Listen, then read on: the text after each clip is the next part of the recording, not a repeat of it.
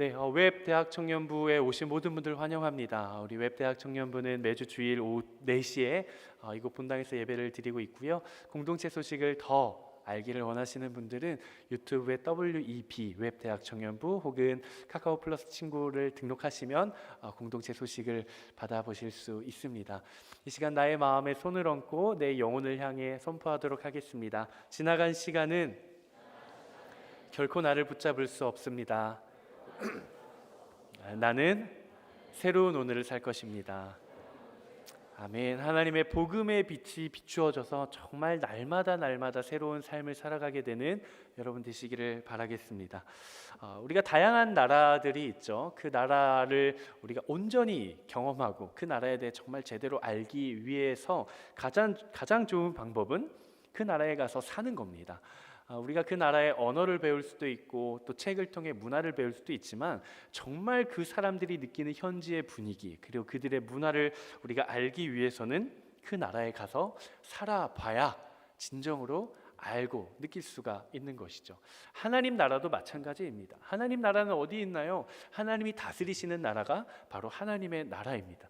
그렇다면 우리는 하나님 나라를 어떻게 경험할 수 있는가? 우리가 이 땅 가운데 살아가지만 하나님 나라의 원리대로 살아가야 내가 이 땅에서도 하나님의 나라를 경험할 수 있는 것이죠. 제가 20살, 여기 20살이죠 다? 그렇죠. 맨 앞줄 참 너무 예뻐요. 제가 옆에서 보면 우리 20살 새내기들이 맨 앞에서 열심히 찬양하는 모습 보면 하나님의 꿈이 저들 가운데 분명히 있구나 이런 생각을 하게 됩니다. 저도 20살 시절이 있었어요. 그때는 제가 신학교 1학년 시절이었습니다. 제가 순모임을 하는데 저희 순장 누나가 물어보는 거예요. 인간이 살아가는 목적이 뭘까요? 물어보는 거예요. 근데 그 당시 제가 여러 가지 잡다한 지식을 접했어서 메슬로우의 5가지 욕구에 대해서 여러분들이 알고 계실 거예요. 생리적인 욕구, 안정감의 욕구, 소속의 욕구, 인정의 욕구, 가장 위에는 자아 실현의 욕구. 제가 거기 한창 빠져 있을 때였어요. 20살 때. 제가 뭐라고 이야기를 했을까요? 신학교 1학년이 이렇게 이야기를 했어요. 인간은 욕구를 실현하기 위해서 삽니다. 이렇게 이야기를 했어요. 그랬더니 그 순장 누나가 굉장히 당황스러운 표정을 지으면서 그래, 너의 욕구를 잘 실현하렴 이라고 하면서 뭐라고 이야기를 하셨냐? 항구가 인간은 하나님 나라를 위해 살아가는 거야 라고 이야기를 하셨어요. 나름 신학생이었는데 굉장히 부끄러웠어요. 굉장히 부끄러웠으면서도 동시에 너무 크게 성렬아 너무 크게 웃는 것 같아. 네. 근데 그 시간이 저에게는 각인이 된 거예요. 그치. 인간은 하나님 나라를 위해 살아가는 것이지. 나를 부르신 그곳 가운데 하나님의 나라를 세워가고 내가 살아가면서 하나님의 나라를 경험하며 살아가는 것, 이것이 바로 나를 향한 인생의 목적이 아닐까. 그때 깨닫고 나서는 저의 인생의 방향이 하나님 나라로 결정지어지게 되었습니다.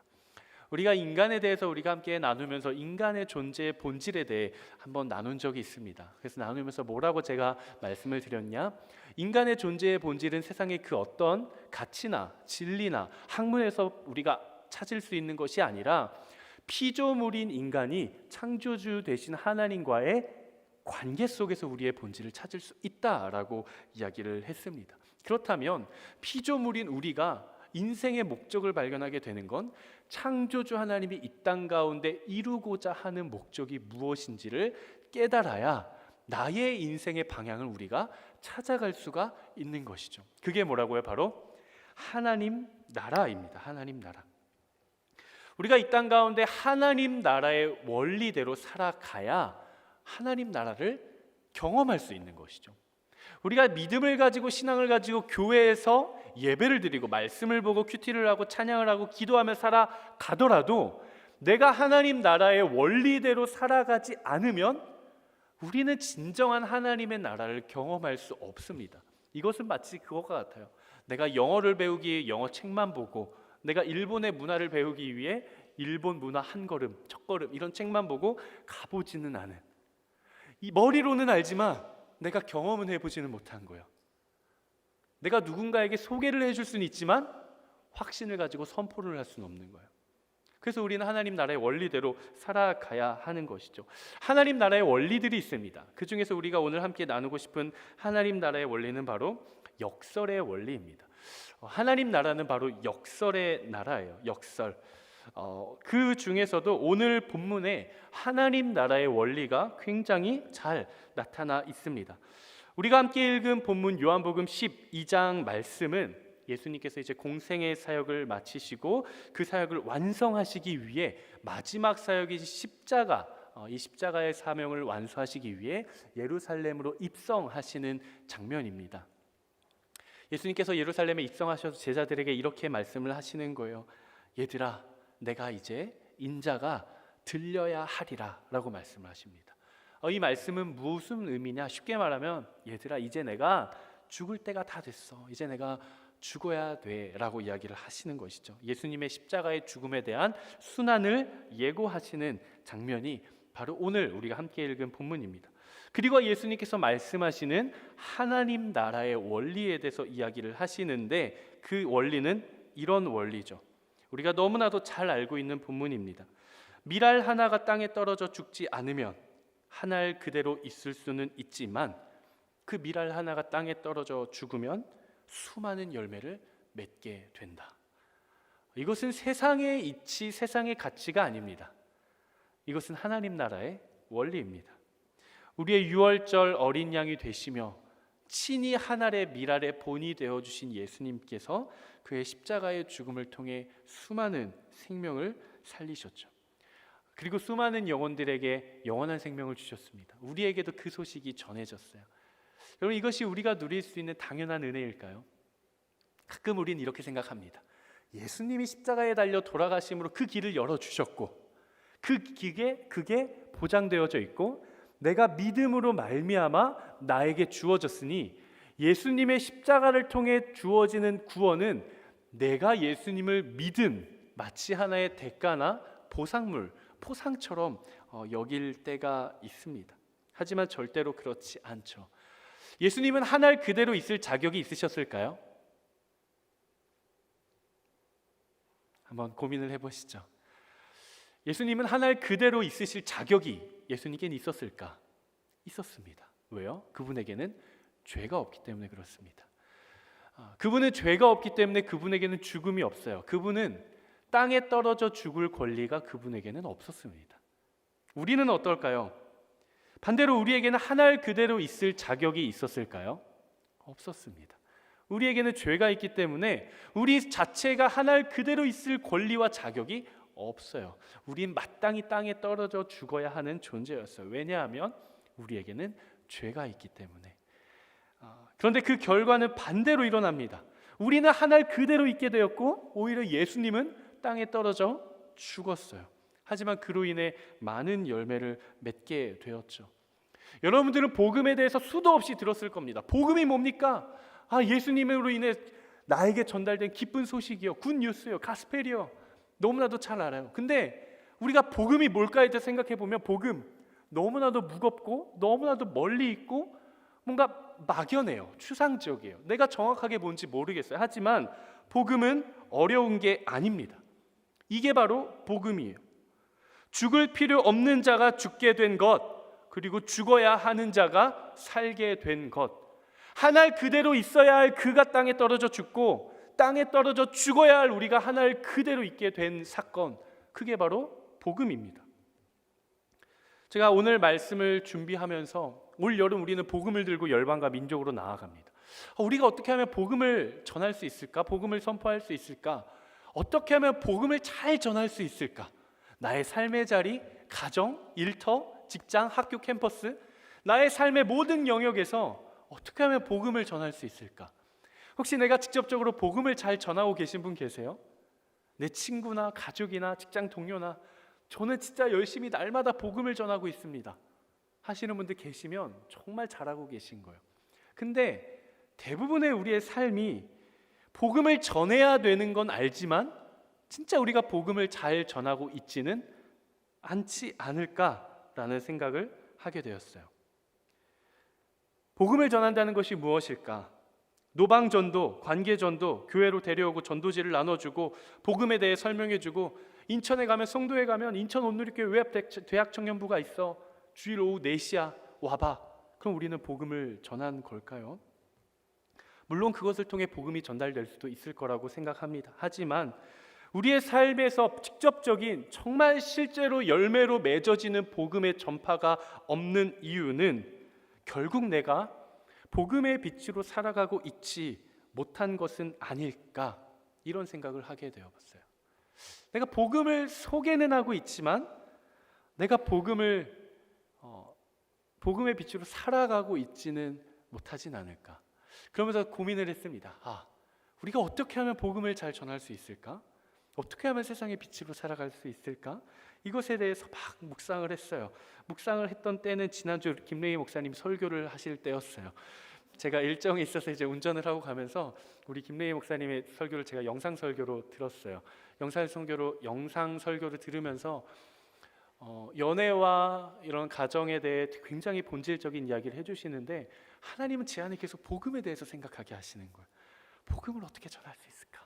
어떻게 하면 내 삶에서 복음을 전할 수 있을까? 막 고민을 하기 시작하는데 웬걸 하나님이 갑자기 환상을 보여주시는 거예요. 눈으로 보이는 환상은 아니었어요. 근데 그 생각은 저한테 하나님께서 주신 환상이라고 저는 생각을 해요. 어떤 생각을 주셨냐? 환경오염에 대해서 묵상을 하게 하셨어요. 웬걸? 복음에 대해 묵상을 하는데 갑자기 환경오염을 생각나게 하시면서 물고기를 저한테 보여주시는 거예요. 항구가 잘 봐라. 아주 작은 물고기가 있어. 근데 그 물고기가 중금속에 중독이 되었지 뭐니. 근데 그 물고기가 잡아먹혔어. 그럼 그 중금속이 어디로 갈까? 그 물고기를 잡아먹은 물고기에게 가겠지. 조금 더 큰 물고기가 또 그 물고기를 잡아먹었단다. 그러면 그 중금속이 어디로 갈까? 조금 더 큰 물고기에게 가겠지. 그렇게 모든 물고기들이 서로를 잡아먹으며 다 잡아먹었다면 그 중금속은 어떻게 될까? 그 인류, 그 일대, 그 강, 그 바다, 모든 어류와 모든 물고기에게 중금속이 중독이 되지 않겠니? 라는 마음을 저에게 보여주시는 거예요. 제가 그것을 묵상하고 하나님과 교제하면서 제 안에 들었던 마음이 있었습니다. 너무나도 확신하게 들었던 마음이, 잡아먹혀야 되는 거구나. 내가 예수 그리스도의 빛을 마음에 품고, 내가 예수 그리스도의 생명을 마음에 품고, 내가 복음을 마음에 품고 내가 잡아먹히면 되는 거구나. 그토록 내가 가지고 있고 내게 비추어진 복음의 빛이 전달되지 않았던 이유는 내가 잡아먹히지 않고 있었구나. 내가 잡아먹히지 않으려 하고 있었구나. 왜 복음이 전달되지 않을까? 나는 그렇게 소개를 해주고 교회를 소개해주고 공동체를 소개해주고 예수님을 소개해줬는데 왜 복음의 열매가 맺혀지지 않았을까? 내가 복음에 대해 선포하고 복음에 대해서 이야기하고 전달하고 예수님을 소개는 하기는 했지만, 교회 공동체를 내가 소개하기는 했지만 내가 그에게 진짜 복음을 주지는 않았구나. 내가 그에게 복음을 주지는 않았구나. 복음에 대해 소개하고 복음을 알려는 주었지만 그에게 복음을 주지는 못했구나 라는 생각을 하게 되었습니다. 성경 속에서 등장하는 수많은 사람들을 그러면서 묵상을 하게 되었어요. 스데반이 죽어가는 장면을 생각나게 하셨습니다. 최초의 순교자였던 스데반이 그가 돌에 맞아 죽기까지 전했던 것, 그것은 바로 복음이었어요. 그것은 바로 하나님의 나라였습니다. 그의 입술을 통해 선포되는 그 복음을 통해서도 수많은 사람들의 마음에 양심의 찔림이 있었겠지만 정말 그들의 양심을 후벼 팠던 것은 그가 죽어가는 그 순간에도 복음을 잃지 않았다는 그 모습, 복음에 대한 진실함이지 않았을까 싶습니다. 사도 바울은 어떨까요? 우리가 잘 알고 있는 것처럼 사도 바울은 수많은 예수 그리스도를 따르는 그리스도인들을 핍박하는 비방자였고 박해자였고 폭행자였습니다. 그가 스스로 그렇게 이야기를 해요. 나는 비방자요, 박해자요, 폭행자다. 그러면서 그가 자기 자신을 향해 이렇게 소개를 합니다. 빌립보서 3장 5절에서 6절까지의 말씀인데요, 한번 같이 읽어보도록 하겠습니다. 시작. 나는 8일 만에 할례를 받고 이스라엘 족속이요 베냐민 지파요 히브리인 중에 히브리인이요 율법으로는 바리새인이요 열심으로는 교회를 박해하고 율법의 의로는 흠이 없는 자다. 율법의 의로는 흠이 없는 자다라는 것은 바리새인 유망주를 나타냅니다. 바리새인 꿈나무 유대인 꿈나무, 정말 율법주의 중에 율법주의, 바리새인 중에 바리새인. 그리고 우리가 성경을 읽어가다 보면 사도 바울이 가말리엘이라고 하는 문화에서 학문을 했는데 그냥 엘리트 집안인 거야. 최고의 엘리트 코스를 밟은 유망주라고 생각하시면 됩니다. 그랬던 그가 예수 그리스도를 인격적으로 만나고 나서 모든 것을 다 포기해 버립니다. 우리가 함께 읽은 본문 다음 구절에 사도 바울이 이렇게 고백을 합니다. 빌립보서 3장 8절 말씀인데요, 한번 같이 읽어보도록 하겠습니다. 시작. 또한 모든 것을 해로 여김은 내 주 그리스도 예수를 아는 지식이 가장 고상하기 때문이라. 내가 그를 위하여 모든 것을 잃어버리고 배설물로 여김은 그리스도를 얻고. 내가 그를 위하여 모든 것을 잃어버리고 내가 배설물로 여기는 이유는 딱 한 가지죠. 예수 그리스도가 내 안에 들어오셨기 때문이에요. 모든 것을 잃어버렸다라고 이야기를 합니다. 그가 무엇을 잃어버렸을까요? 사도 바울은 그의 평생의 신념으로 가지고 있었던 그의 인생 그 자체를 잃어버린 겁니다. 단순히 잘못된 길에 있었던 유대주의, 율법주의에서 이제는 건강하고 제대로 된 그리스도인, 교회, 성도가 되었다라는 수준이 아니라 그가 나면서부터 그의 부모로부터 받았던 민족적인 분위기, 그가 평생에 배워왔던 율법, 그가 평생에 가지고 있었던 그의 신념, 그의 삶을 움직이게 만들었던 그의 삶의 동기, 그 모든 것들을 잃어버리고 배설물로 여기겠다라고 이야기를 하는 거예요. 내가 살아온 인생 전체를 나는 잃어버리겠다, 내가 배설물로 여기겠다고 선포하는 겁니다. 그 이유가 뭐라고요? 예수 그리스도의 빛이 내 안에 들어왔기 때문이다라는 것이죠. 이단에 갇힌 수많은 사람들이 있습니다. 제 지인의 이야기를 들어보면 그들이 나오지 못하는 이유가 또 있대요. 물론 그들의 사상과 그들의 영혼과 그들의 생각과 마음이 거짓된 것에 사로잡혔기 때문에 나오지 못함도 있지만, 그곳에 있다 보면 뭔가 잘못됐다를 느끼는 사람들도 있다고 합니다. 그런데 쉽게 나오지 못하는 이유가 내가 그렇게 주변 사람들을 학대하고 내가 주변 사람들을 포기하고 나의 삶을 포기하면서 이것이 옳다, 이것이 진리다라고 믿고 왔는데 달려온 끝에 그것이 없었을 때, 그것이 거짓되고 부정되었을 때 지금까지 내가 달려온 그 시간들이 부정되고 거짓되는 것이 두려워서 미처 거기를 떠나지 못한다라고 이야기를 하더라고요. 바울이 내려놓은 것은 모든 것이었어요. 사도 바울에게 있어서 하나의 밀은 자신이 살아온 인생 전체이자 자신의 정체성이자 자신의 신념이자 그 자체였어요. 그 모든 것을 내려놓고 예수 그리스도를 얻었던 것입니다.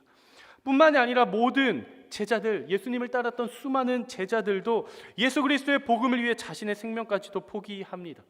예수님의 제자였던 야고보는 헤롯에 의해 목이 잘려 죽습니다. 사도 베드로는 소아시아에서 복음을 전하다 로마에 붙잡혀 십자가에 못 박혀 죽습니다. 우리가 잘 알고 있는 마태도 복음을 전하다 목숨을 잃습니다. 또 다른 제자였던 안드레는 그리스도에서 복음을 전하다 십자가에 못 박혀 죽게 되고요. 바돌로메도 십자가에 못 박혀 죽게 되고, 도마는 창에 찔려 죽게 되고, 빌립은 십자가에 못 박혀 죽게 되고, 시몬은 복음을 전하다 십자가에 못 박혀 죽게 됩니다. 그들이 복음을 전했던 방식과 그 모습들은 그들은 모두 세상에 잡아먹혔다라는 사실입니다. 예수님을 따랐던 수많은 제자들이 예수님의 가르침을 받고 믿음을 받고 하나님을 만나고 그들이 점점 더 건강해지고 그들이 점점 더 부유해지고 그들이 점점 더 윤택한 삶을 살고 행복하게 마무리를 하고 하나님 나라로 갔더라라고 증언하는 성경은 아무것도 없습니다. 가장 최측근에서 따랐던 수많은 제자들이 예수 그리스도와 함께 십자가에 못 박혀 죽는 삶을 마무리하게 됩니다. 하지만 우리는 알죠. 그들의 삶이 그것이 실패가 아니라는 것을 우리는 압니다. 십자가에 못 박혀 죽은 제자들의 삶이 절망적이고 우울하고 외로운 삶이 아니라는 것을 우리는 너무나도 잘 알고 있습니다. 그것이 끝이 아니라 그들의 생명을 통해 수많은 영혼들이 주님께 돌아오게 되고 그들의 영혼과 그들의 생명이 하나님 안에서 보존되고 있음을 우리가 알고 있어요. 예수 그리스도를 따라 살아갈 때 비로소 복음의 열매가 맺혀지는 것입니다. 이게 바로 하나님 나라의 원리입니다. 그렇기 때문에 우리도 하나님 나라의 원리대로 살아가야 합니다. 물론 우리가 지금 살아가고 있는 이 시대에서는 우리가 십자가에 못 박혀 죽는다는 건 상상할 수 없는 일이죠. 그래서도 안 되고요. 지금의 시대는 그렇지 않습니다. 하지만 물리적인 것은 달라졌지만 영적인 흐름과 시대적인 사명의 요구는 동일하다는 거예요. 여전히 세상은 우리를 향해 비방하고 비난을 합니다. 우리의 믿음을 조롱하기도 합니다. 하나님의 존재를 부인하기도 합니다. 우리는 과연 이러한 시대 가운데 어떻게 대응하고 살아가야 하는가? 내 안에 들어와 있는 예수 그리스도의 빛, 사도 바울이 자신의 모든 삶을 다 포기하면서까지 얻으려 했던 그 예수 그리스도의 빛, 이미 우리의 영혼 가운데 비추어지고 나의 마음 가운데 비추어지고 이미 여러분들에게 주어진 그 복음의 빛을 세상이 나를 해하려 한다고 해서 내가 그 빛을 감추며 살아가겠습니까? 여러분, 우리는 그렇게 할 수가 없어요. 우리 안에 빛이 비추고 있는데 어떻게 우리가 빛을 감추며 살아갈 수 있겠습니까? 빛은 비추기 마련입니다. 빛은 나기 마련이에요. 빛은 아무리 무엇으로 덮어도 빛은 발하기 마련입니다. 우리가 세상 가운데 나아가 빛으로 살아가야 합니다. 여러분들이 보냄을 받은 곳곳마다 어두운 곳들이 밝게 빛나게 되기를 축복합니다. 우리는 세상 가운데 빛으로 살아가야 돼요. 그게 우리의 존재입니다. 그게 우리의 창조된 존재예요. 그러면 우리는 어떻게 살아갈 수 있는가? 자신의 영혼의 마음에 손을 얹고 함께 선포하겠습니다. 복음의 빛을 마음에 품고 세상 가운데 잡아먹히는 것이다. 여러분들이 예수님의 복음의 빛을 마음에 품고 세상 가운데 들어가 녹아지고 잡아먹히기 시작할 때 진정한 복음이 들어가게 될 것입니다. 내가 죽고 예수 그리스도가 사는 삶, 내가 예수 그리스도의 영광을 훔쳐오는 것이 아니라 그분에게 오롯이 영광을 다 올려드리는 삶, 영광을 다 내어드리는 삶, 그 삶을 우리가 살아가야 하는 것이죠. 근데 문제가 발생합니다. 무엇이냐? 우리는 죽기 싫어한다는 거예요. 내가 세상에 가서 누군가를 잡아먹고 그 위에 올라섰으면 섰지 내가 짓밟히기는 싫다라는 거예요. 세상은 우리에게 말하죠. 네가 잡아먹히지 않으려면 네가 먼저 잡아먹어야 해. 네가 먼저 세상을 잡아먹지 않으면, 네가 먼저 경쟁자를 잡아먹지 않으면 넌 결국 잡아먹힐 거야. 넌 결국 실패할 거야. 너는 결국 짓밟힐 거야. 너는 결국 뒤처질 거야 라고 세상은 우리에게 이야기를 합니다. 그리고 세상은 말해요.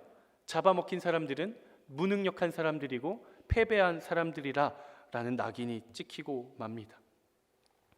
여러분은 혹시 여러분들의 삶의 자리 가운데 내가 도저히 이 영역만큼은 잡아먹히고 싶지 않다라는 영역이 있으십니까?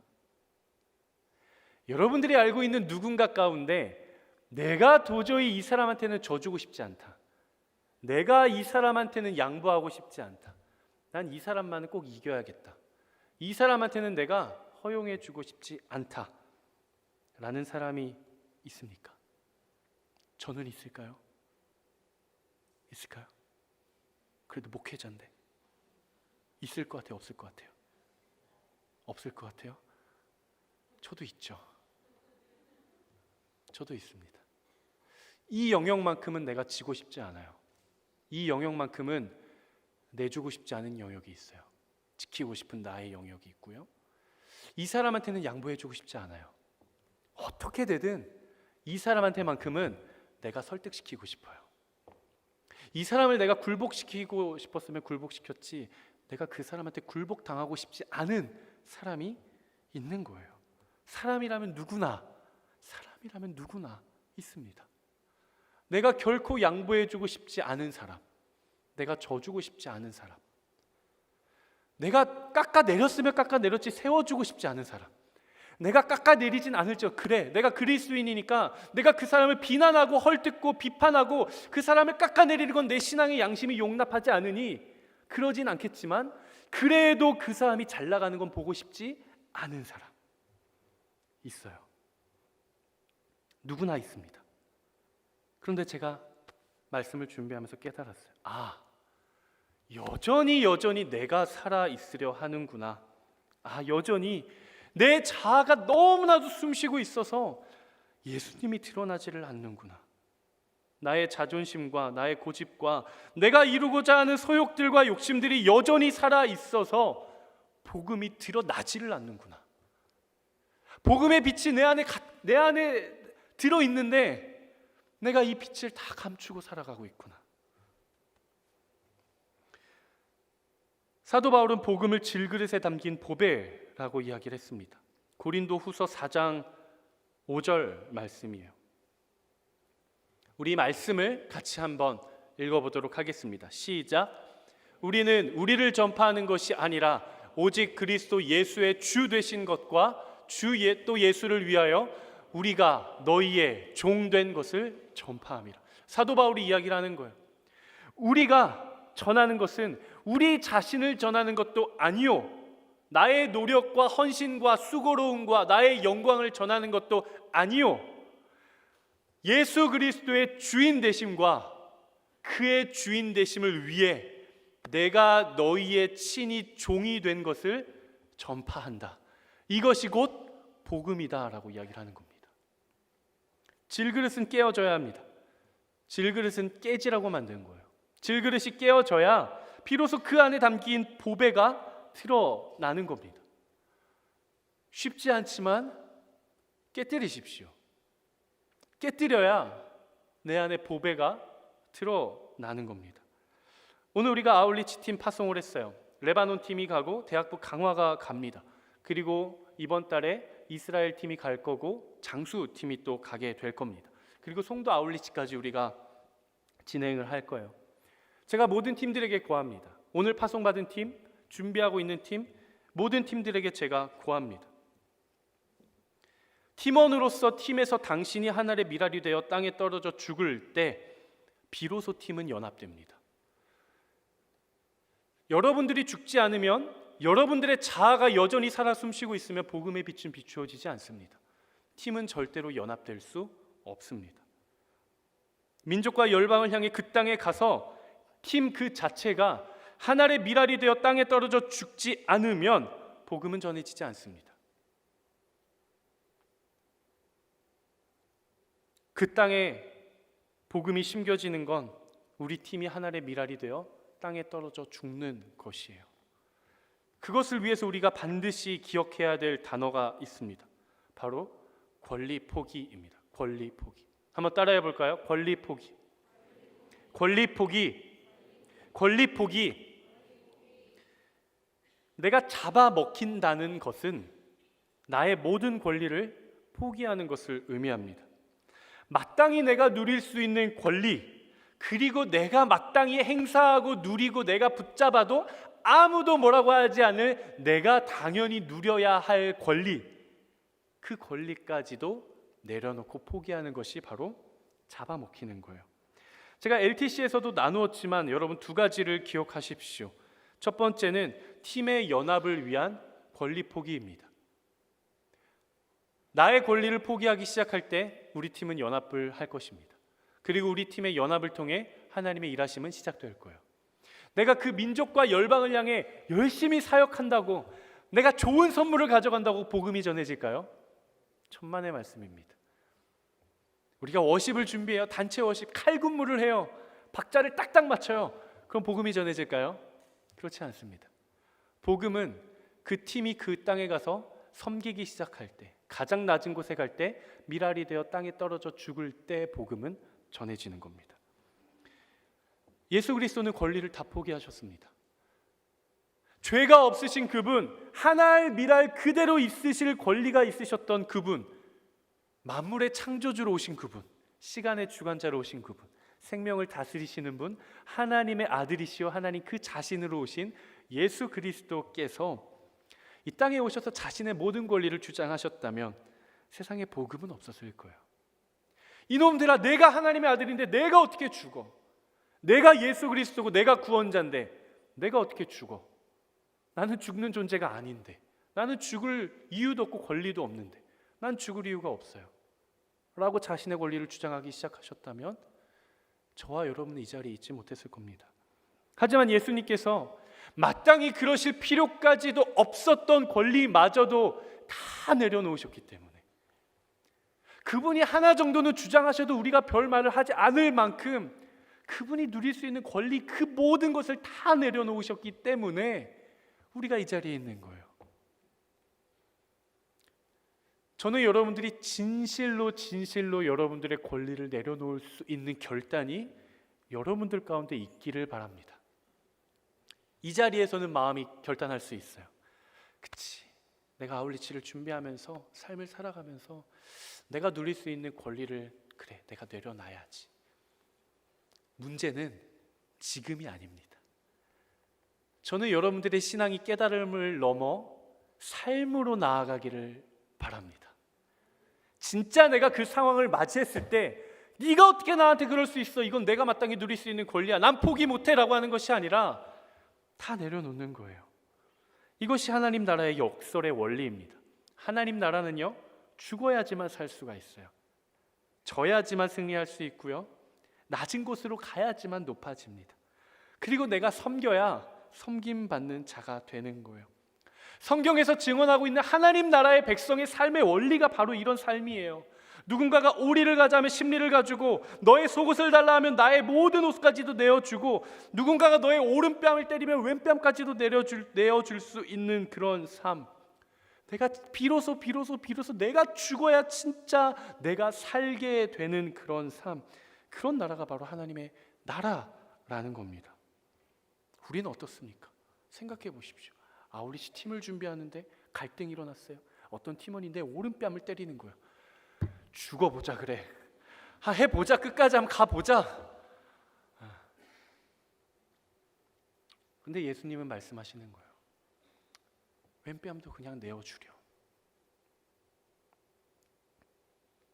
여러분, 우리의 삶은 우리가 더 많이 가지기 위해 우리는 더욱 움켜쥐는 삶을 살고 있지는 않으십니까? 내가 가진 것을 빼앗기지 않기 위해서 더욱 내가 목숨 걸고 지키고 있지는 않습니까? 내가 상대에게 얕보이지 않기 위해, 그에게 잡아먹히지 않기 위해, 아니면 오히려 우리가 상대방을 어떻게 내가 잡아먹을 수 있을까? 내가 어떻게 그를 이길 수 있을까? 그를 어떻게 나에게 굴복시킬 수 있을까? 이것을 고민하며 살아가고 있지는 않으십니까? 예수님께서 저와 여러분들에게 말씀하십니다.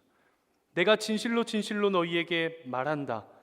밀알 하나가 땅에 떨어져 죽지 않으면 한 알 그대로 있고 죽으면 많은 열매를 맺게 된다. 하지만 우리에게 소망이 되는 것은 예수님이 단순히 나도 권리 포기하고 죽었는데 너희라고 죽지 않을 소냐, 너희도 그냥 가서 다 죽어라 라고만 이야기하지 않으신다라는 거예요. 예수님께서 말씀하십니다. 한 알의 밀이 땅에 떨어져 죽음으로 많은 열매를 맺게 되는 때는 바로 영광의 때다라고 이야기를 하십니다. 한 알의 밀알이 땅에 떨어져 죽지만 그로 인해 수많은 열매를 맺게 되는 그때는 그 밀알을 통해 하나님이 영광을 받으시는 때다라고 말씀을 하세요. 예수님께서 십자가에 달리실 때가 가장 가까이 이르셨을 때, 다가왔을 때 예수님이 이렇게 말씀하십니다. 인자가 영광 받아야 될 때가 왔다. 내가 이제 십자가에 달려 죽지만 그것은 세상이 인정하는 패배가 아니라 나의 죽음을 통해 하나님께서 가장 영광 받으시는 때가 가까이 왔다라고 이야기를 하시는 거예요. 예수님의 십자가의 죽음은 세상이 보기에는 다 굉장히 미련하고 바보 같은 죽음이에요. 무능력하고 실패했던 절망이 되는 순간이에요. 하지만 예수님은 말씀하십니다. 그때가 하나님이 영광 받으시는 때다. 세상이 제 아무리 여러분들을 향해서 손가락질하면서 우리가 살아가는 우리의 인생의 방식, 말씀대로 살아가는 삶, 십자가를 붙들고 살아가는 삶, 성령을 따라가는 삶, 그 삶의 방식이 바보 같다라고 손가락질하고 비아냥거리고 네가 언제까지 그렇게 뒤처지는 삶을 살래? 정신 차려. 네가 네 밥그릇을 챙겨야지라고 이야기를 할 때라도 제가 여러분들에게 도전합니다. 하나님 나라의 원리대로 살아가십시오. 나의 눈으로 봤을 때, 나의 생각으로 봤을 때 나의 삶이 뒤처지는 것처럼 여겨지고 내가 마치 바보처럼 여겨지는 그 순간에도 하나님 나라의 방식대로 살아가십시오. 그때 예수님께서 여러분들에게 말씀하실 것입니다. 바로 그런 너의 삶의 모든 순간들이 내가 너를 통해 영광 받는 때다. 세상은 그러한 삶을 향해 바보 같다라고 손가락질할지라도 하나님과 예수님은 우리에게 말씀해 주시는 거예요. 너의 그런 삶의 모습이 바로 내가 영광을 받는 바로 그때다 이야기를 하시는 것입니다. 뿐만이 아니라 예수님께서 또 이렇게 말씀을 하십니다. 자기 생명을 사랑하는 사람은 사람을 잃을 것이요, 이 세상에서 자기 생명을 미워하는 사람은 영원히 그 생명을 보존할 것이다. 그러니까 나 자신을 사랑하고 내 생명을 사랑하고 내 자존심이나 내 고집이나 나의 뜻을 관철시키기 위해 살아가는 사람들은 무엇을 잃는다고요? 내 생명을 잃는 것이 아니라 사람을 잃는다고요. 사람. 이 말이 무엇이냐? 예수님의 방식, 하나님 나라의 원리, 복음의 빛을 품고 예수 그리스도의 생명을 품고 누군가에게 잡아먹히는 삶을 살아갈 때, 하늘의 미랄로 살아갈 때 우리가 얻을 수 있는 게 뭐다? 사람이라는 겁니다. 사람. 사람에게는 하나님의 흔적이 있습니다. 또한 사람에게는 하나님의 꿈과 하나님의 비전이 담겨 있습니다. 그리고 사람은 하나님의 최종 목적입니다. 여러분, 우리가 이 사실을 기억해야 돼요. 하나님께서 이 땅 가운데 예수 그리스도를 보내주신 이유, 그 목적, 그 시선이 어디에 있었을까요? 사람에게 있었던 거예요. 예수님은 이 땅에 오셔서 정치 제도를 바꾸시지 않았습니다. 사회 질서를 바꾸시지 않았어요. 문화를 바꾸신 것도 아니었습니다. 예수님께서는 사람을 살리시기 위해 오셨어요. 예수님이 자신의 생명을 주신 것은 그때 당시에 있었던 로마의 통치를 뒤집고 정치 제도를 바꾸기 위해 죽으신 것이 아니에요. 정치 제도는 똑같았어요. 예수님이 죽으나 사나 똑같았어요. 예수님이 십자가에 달려 죽으신 이유는 바로 사람이었어요. 사람에게 생명을 주시기 위해. 하나님께서 아름다운 세상을 창조하십니다. 우리가 나누었죠. 하늘을 만들고 땅을 만들고 궁창을 만들고 바다와 땅과 그 모든 창조의 목적이 어디에 있었어요? 사람. 하나님의 목적은 처음부터 사람이었습니다. 그리고 복음의 대상은 사람입니다. 성경은 오늘 저와 여러분들에게 이렇게 이야기를 하고 있습니다.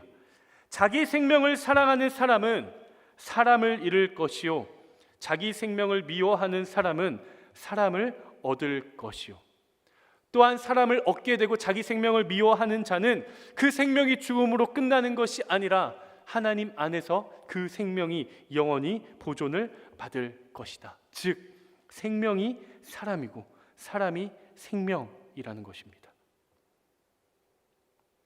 여러분 잘 들으십시오. 이건 저에게 하는 선포이기도 합니다. 우리가 나의 뜻을 관철시키느라 사람을 잃는다면 우리는 복음을 잃는 것입니다. 내가 나의 자존심을 세우느라 사람을 잃는다면 우리는 예수 그리스도의 생명을 잃게 되는 것입니다. 내가 잡아먹히지 않기 위해 혹은 누군가를 잡아먹는다면 나는 하나님의 꿈 하나를 잡아먹는 것입니다. 하지만 내가 예수 그리스도의 복음을 품고 그리스도의 빛을 품고 하나님의 복음을 품고 그 사람에게 나의 권리를 내어주고 나의 생명을 내어주고 내가 그 사람에게 기꺼이 잡아먹혀 준다면 우리는 사람을 얻게 될 것입니다. 우리는 예수 그리스도의 생명을 얻게 될 것입니다. 우리는 복음을 얻게 될 것이며 하나님의 꿈을 얻게 될 것입니다. 사랑하는 우리 웹대학 청년부의 모든 지체 여러분, 그리고 인천 온누리교회 모든 성도 여러분, 세상 가운데 나아가 하늘의 미랄이 되십시오. 나의 생명을 보존하느라 수많은 사람과 생명과 하나님의 꿈을 잃게 만들지 마십시오. 세상 가운데 나아가 두려움을 이겨내고 기꺼이 잡아먹히십시오. 나를 잡아먹으려 안달난 그 사람에게 기꺼이 내어주십시오. 어떻게 해서든 나를 깎아내리려는 그 사람에게 기꺼이 기꺼이 져 주십시오. 그리고 나를 밟고 올라서려고 하는 그 사람에게 기꺼이 발판이 되어 주십시오. 기꺼이 나를 내어 주십시오. 당신을 통해 복음의 열매가 맺혀질 것입니다. 그리고 내가 패배했다고 느껴지는 그 순간, 내가 졌다고 느껴지는 그 순간에 하나님은 여러분들에게 말씀하실 거예요. 바로 지금이 너를 통해 내가 영광 받는 순간이다. 하나님께 영광 올려드리는 삶을 살고 싶으세요? 여러분, 정말 하나님께 영광을 올려드리는 삶, 나의 왕이신 하나님께 나의 삶을 내어드리는 삶, 그 삶을 살고 싶으세요? 세상 가운데 나아가 하나님의 미랄이 되어 주십시오. 그러면 세상은 그리스도를 얻게 될 것입니다. 세상이 하나님의 꿈을 꾸게 되며 하나님의 생명을 얻게 될 것입니다. 그리고 하나님께서 여러분들의 생명을 영원토록 보존해 주시겠다 약속하십니다. 그 하나님의 약속을 신뢰함으로 기꺼이 세상 가운데 나아가 복음의 빛으로 살아갈 수 있는 저 여러분 되시기를 주님의 이름으로 축복합니다. 이 시간 함께 찬양하고 같이 기도할 건데요, 하나님, 내가 세상 가운데 복음의 빛으로 살겠습니다 하는 분들 한번 자리에서 일어나 보시겠어요?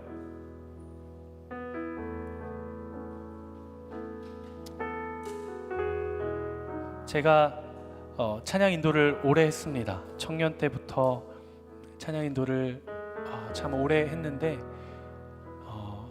모르겠어요. 한 번 정도는 있을지 모르겠지만 근 10년 이상 제가 콘티를 구성하면서 절대 콘티에 넣지 않는 곡이 있습니다. 좀 오래된 찬양이기는 한데 바로 미랄이라는 찬양이에요. 왜 그 찬양을 절대로 콘티에 넣지 않게 되었냐? 나에게는 그러한 결단이 없는데 내가 그 찬양을 인도할 수가 없겠는 거예요. 찬양의 가사가 너무 무서운 겁니다. 나는 그렇게 살기를 결단하지만 나에게는 아직 그 결단이 준비가 되어 있지 않다라는 생각이 들었어요. 제가 그 10년 넘는 시간 동안 그 곡을 묻어두었는데 하나님이 그런 마음을 주셨어요. 함께 그 찬양을 불렀으면 좋겠다. 제가 이 찬양을 부르는 이유는 여러분 앞에서 저도 결단하는 겁니다. 그리고 나의 왕 되신 하나님 앞에, 하나님, 지금까지는 내가 너무 살려고만 했습니다. 하나님, 살기 위해 사는 것이 아니라 죽기 위해 사는 인생이 되게 하여 주십시오. 마치 예수 그리스도가 죽기 위해 이 땅 가운데 오셨던 것처럼, 가장 낮아지기 위해 이 땅 가운데 친히 오셨던 것처럼 하나님, 내가 그렇게 살게 해주십시오. 더 낮아지게 하시고 죽는 삶을 살게 해주십시오. 이 결단을 가지고 저도 그렇게 살아보려고 해요. 또 실패하겠지만 그렇게 살아보려고 합니다. 저는 여러분들이 함께 그렇게 살았으면 좋겠어요. 그런 마음 가지고 우리 함께 이 찬양을 하나님 앞에 올려드리며 나아가도록 하겠습니다.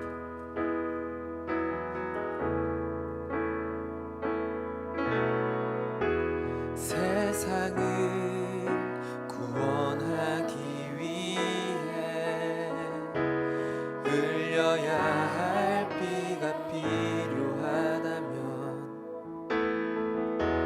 죄인을 대신하기 위해 희생의 제물 필요하시다면 내 생명 제단 위에 드리니 주 영광 위에 사용하소서. 생명이 또 다른 생명 낳고 주님 볼 수 있다면 나의 삶과 죽음도 아낌없이 드리니 죽어야 다시 사는 주의 말씀 믿으며 하늘의 미랄 되어 썩어지리니 예수님처럼 살아가게 하소서. 우리 다시 다시 한 번 더 고백합니다. 세상을 구원하기 위해 세상을 구원하기 위해 흘려야 할 피가 필요하다면 죄인을 대신하기 위해 희생의 제물 필요하시다면 내 생명 재단 위에 드리니 주 영광 위에 사용하소서. 생명이 또 다른 생명 낳고 주님 볼 수 있다면 나의 삶과 죽음도 아낌없이 드리니 죽어야 다시 사는 주의 말씀 믿으며 하늘의 미랄 되어 썩어지리니 예수님처럼 이 시간 마음에 손을 얹고 이 마음에 손을 얹고 고백합니다. 생명이 또 다른 생명 낳고 주님 볼 수 있다면 나의 삶과 죽음도 아낌없이 드리니 죽어야 다시 사는 주의 말씀 믿으며 하늘의 미랄 되어 썩어지리니 예수님처럼 살아가게 하소서. 우리 이 시간 우리가 정말 결단하고 두 가지의 기도 제목을 한 번 기도할 겁니다. 그럼 한 번 기도할 건데요. 결단하십시오. 여러분들의 결단 위에 하나님의 능력의 역사가 나타날 줄로 믿습니다. 여러분들이 마음으로 결단하고 나아가는 그 고백 위에 하나님의 일하심이 나타나기 시작할 거예요. 이 시간 이렇게 기도하며 나아가실 때 첫 번째는 하나님, 예수 그리스도의 복음의 빛이 내 안에 비추어지게 하여 주시옵소서. 아버지, 나의 마음이, 나의 생각이, 나의 삶이, 나의 영혼이, 나의 전 인격이 예수 그리스도의 밝은 빛으로 충만해지게 하여 주시옵소서. 두 번째로 기도할 땐 하나님, 내가 그 빛을 들고 세상 가운데 나아가 그리스도와 함께 죽겠습니다. 하나님, 나를 통해 일하여 주십시오. 나를 사용하여 주십시오. 내가 넘어지는 그곳 가운데 생명이 있게 하여 주시옵소서. 세상이 복음을 보게 하시고 세상이 예수 그리스도를 보게 하시고 세상 가운데 하나님의 나라가 임하게 하여 주시옵소서. 나의 삶을 통해 하나님의 영광이 나타나게 하여 주시옵소서. 이 시간 주여 세 번 외치며 함께 기도합니다. 주여, 주여, 주여. 주여, 우리를 사용하여 주시옵소서. 주님, 우리를 사용하여 주시옵소서. 아버지, 우리에게 주의 복음의 빛을 허락하여 주시옵소서. 주여, 주여, 주여, 주여, 주여.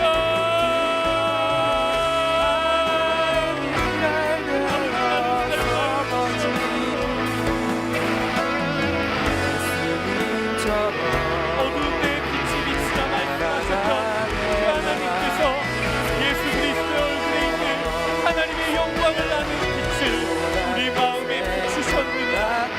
우리가 이 고개를 질그릇에 가졌으니 이는 신이 큰 능력이 하나님께 있고 우리에게 있지 아니함을 알게 하려 하시니 우리가 사방으로 몇3을 당하여도 쌓이지 아니하니 답답한 길을 당하여도 낙심하지 아니하며 학대를 받아도 버림받지 아니하며 거꾸로 진임을 당하여도 망하지 아니하고 우리가 항상 예수의 죽음을 몸에 짊어지는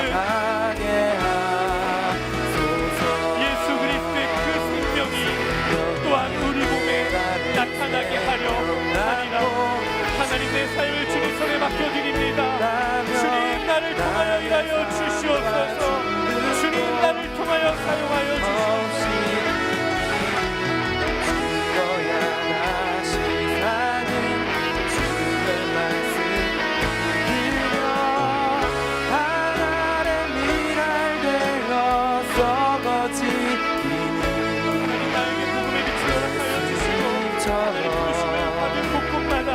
세상 가운데 아버지 담대히 잡아먹히는 자가 되게 하여 주시옵소서.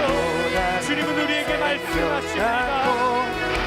자기 생명을 미워하는 사람은 사람을 잃을 것이요, 자기 생명을 사랑하는 사람은 사람을 잃을 것이요, 자기 생명을 미워하는 사람은 사람을 얻을 것이니라.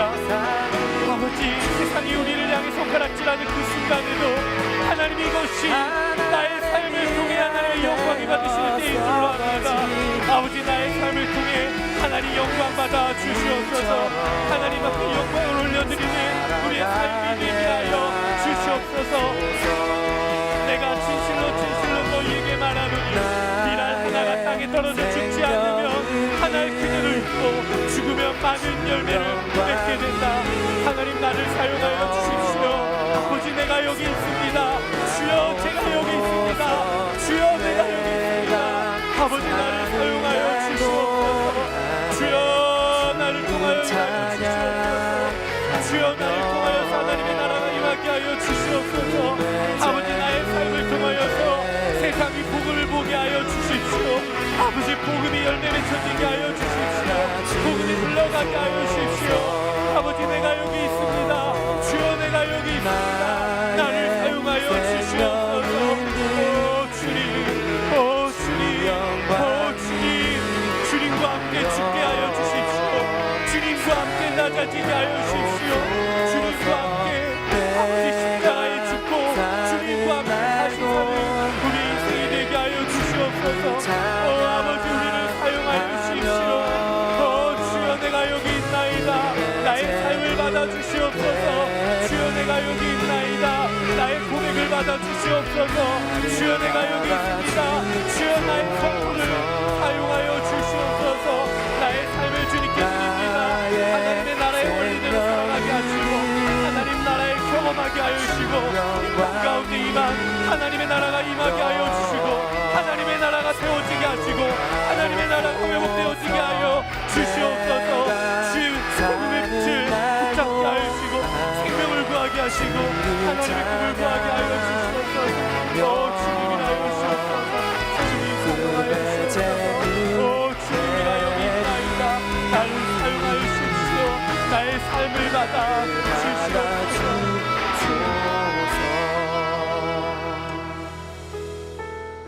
우리가 이 보배를 질그릇에 가졌으니 이는 심히 큰 능력이 하나님께 있고 우리에게 있지 아니함을 알게 하려 함이라. 우리가 사방으로 우겨쌈을 당하여도 쌓이지 아니하며 답답한 일을 당하여도 낙심하지 아니하며 박해를 받아도 버림받지 아니하며 거꾸로 뜨림을 당하여도 망하지 아니하고 우리가 항상 예수의 죽음을 몸에 짊어짐은 예수의 생명이 또한 우리 몸에 나타나게 하려 함이라. 아멘. 하나님, 예수 그리스도의 생명을 품고 그리스도의 복음의 빛을 마음에 품고 세상 가운데 나아가 하나의 미랄로 살아가게 하여 주시옵소서. 주여, 제가 여기 있사오니 나를 통하여 일하여 주시옵소서. 하나님, 나의 뜻을, 나의 자존심을, 나의 권리를 관철시키느라 사람을 잃고 복음을 잃고 하나님의 꿈을 잃는 것이 아니라 기꺼이 그리스도와 함께 죽고 그리스도와 함께 권리를 내어줌으로 사람을 얻고 예수 그리스도의 생명을 얻고 하나님의 꿈을 회복하고 하나님의 나라를 세워가는 하나님의 미랄이 되게 하여 주시옵소서. 주여, 바로 그때에 주님께서 우리에게 말씀하실 줄로 압니다. 바로 너의 그 삶, 지금 이 순간 그 삶을 통하여 내가 영광을 받았다. 하나님 앞에 영광 돌리는, 하나님의 영광을 드러내는 인생이 되게 하여 주시옵소서. 그렇게 우리 가운데 함께 하시며 나의 삶을 통해 일하실 것을 믿으며 우리의 영원한 생명이신 나의 복음의 빛이신 예수 그리스도 이름으로 기도드리옵나이다. 아멘. 우리 하나님께 우리 모든 영광의 박수를 올려드리도록 하겠습니다.